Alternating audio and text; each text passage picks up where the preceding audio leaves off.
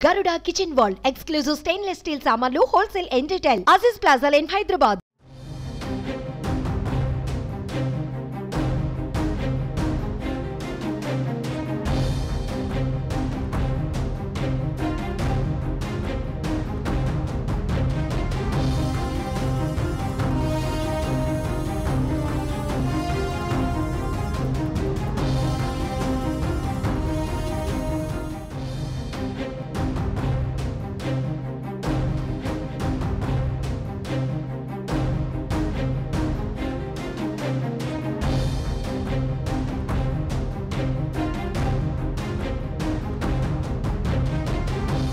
తెలంగాణ ఉద్యమంలో తన డీఎస్పీ ఉద్యోగానికి రాజీనామా చేసిన నళినిని తిరిగి ఉద్యోగంలోకి తీసుకోవాలన్న సీఎం రేవంత్ రెడ్డి నిర్ణయంపై ఆమె స్పందించారు.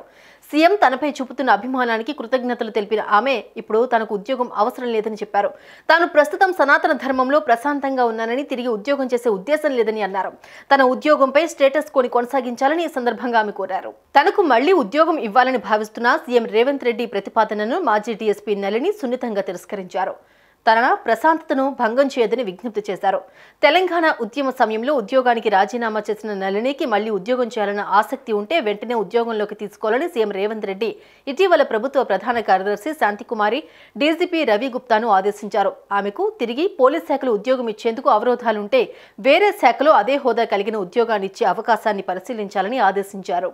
అయితే తనకు తిరిగి ఉద్యోగం ఆఫర్ చేయడంపై మాజీ డీఎస్పీ నళిని స్పందించారు.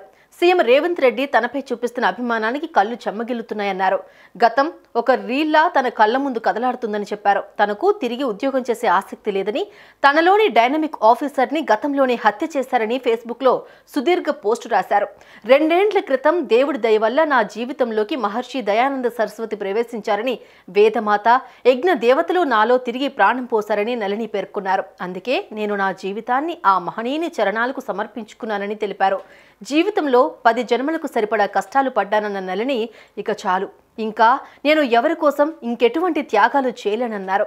జన్మరాహిత్యం కోసం అష్టాంగ యోగ మార్గంలో నడుస్తున్నానని, వేద ప్రచారకురాలిగా, వైదిక యజ్ఞ బ్రహ్మగా సనాతన ధర్మాన్ని ప్రచారం చేయడమే నా ముందున్న కర్తవ్యమని నళిని స్పష్టం చేశారు. కాబట్టి అంతిమంగా నేను సీఎంగా మిమ్మల్ని కోరేది ఏంటంటే నాపై కరుణ చూపి స్టేటస్ కోకు అనుమతించాలని కోరారు. నాలా ఇంకే ఆఫీసర్ డిపార్ట్మెంట్లో ఇబ్బందులు పడకుండా తగిన చర్యలు తీసుకోండి విజ్ఞప్తి చేశారు. మీలో మంచి స్పార్క్ ఉంది, మీ నుండి చక్కని పాలన ఆశించవచ్చు అనిపిస్తుందని నళిని అన్నారు. మానవ సంబంధాలని ఆర్థిక సంబంధాలే అని నా జీవితంలో రుజువైంది. కాబట్టి నాలో లోకేషణ విత్తేషణాలు కూడా పోయాయని, ఇక నాకు మీరు న్యాయం చేయాలి అంటే నాకు ఉద్యోగం ఇవ్వడానికి బదులుగా నా ధర్మ ప్రచారానికి ఉపయోగపడేలా ఏదైనా సహాయం చేస్తే స్వీకరిస్తానని నళిని స్పష్టం చేశారు. ఎందుకంటే మీరు రాజు, నేను బ్రాహ్మణుని.